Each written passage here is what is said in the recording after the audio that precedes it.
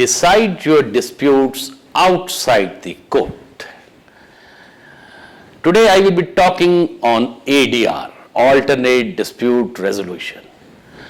Perhaps I will be giving solution to those जिनको ये गिला है कि उनके सिविल केसेस, दीवानी मामलात वो 20-20, 25-25 सालों से कोर्ट में हैं, सिविल जज साहब की कोर्ट में हैं, डिस्ट्रिक्ट जज साहब की कोर्ट में हैं, हाई कोर्ट में हैं और उनका डिसीजन नहीं हो पा रहा। अल्टरनेट डिस्प्यूट रेजोल्यूशन अमेरिका में एक मुहतात अंदाजे के मुताबिक 97% they decide their civil dispute outside the court room. Pakistan में यह शरह तनासब ना होने के बराबर है my dears. What is the law? Law is कि आप पाकिस्तान में अपना कोई भी दीवानी मुकदमा अगर वो पेंडिंग है किसी भी सिविल कोर्ट में और आप दोनों पार्टीज डिसाइड करती हैं कि सिविल जज साहब के बजाय, कोर्ट की बजाय आप एक सालिस मुकर्रर करके, आर्बिट्रेटर मुकर्रर करके, वो कोई भी शख्स हो सकता है, नॉट नेसेसरीली लॉ ग्रेजुएट हो, उसके जरिए से अपने मामले का तस्फिया चाहते हैं तो यू कैन डू इट।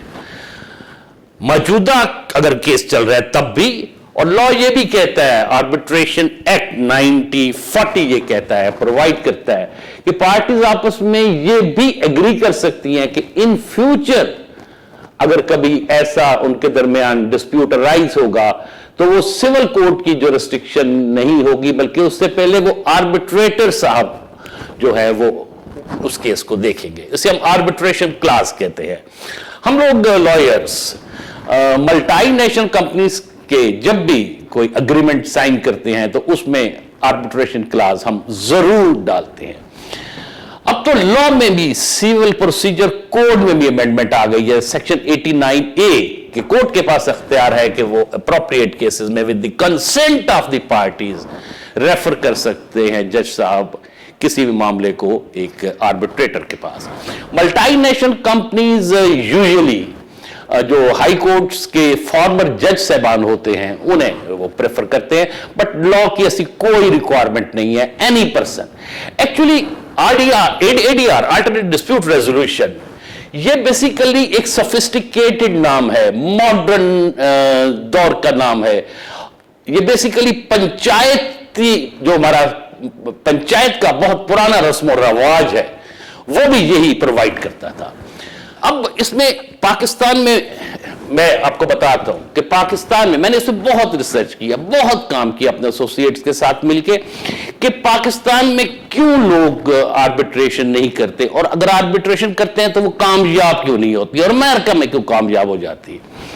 उसकी सिंपल एक वजह है कि यहां तो या तो पार्टी सिर्फ कोर्ट की हद तक रहती है या वो बिल्कुल आपस में तय कर लेते हैं और अपने वकील साहब को बाहर निकाल देते हैं कि हमारा तो वकील का साथ काम ही कोई नहीं है।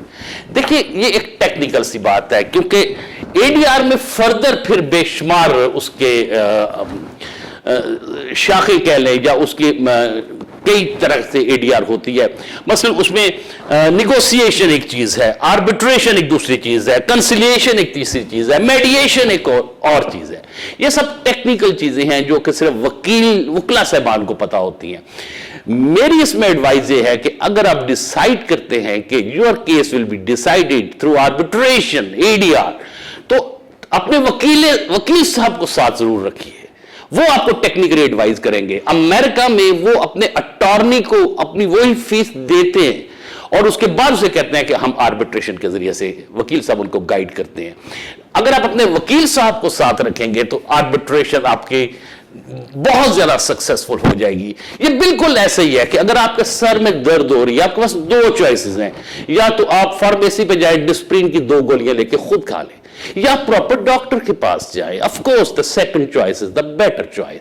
सो अल्टरनेट डिस्प्यूट रेजोल्यूशन में आर्बिट्रेशन करते हुए अगर आप चाहते हैं, अब अदालतों में धक्के खाना नहीं चाह रहे, आप 20-20, 25-25 साल केस का फैसला, आपका घर खाली नहीं हो रहा, आपका लेन देन का झगड़ा है, आपका कोई और दीवानी मामला है, अगर आप समझते हैं कि आप कोर्ट سے باہر اپنے معاملے کو حل کرنا چاہتے ہیں تو لا اس کی اجازت دیتا ہے لیکن اس کی اویئرنیس نہیں ہے. So these are the few tips how you can decide your dispute outside the court room. I wish you good luck. Thank you.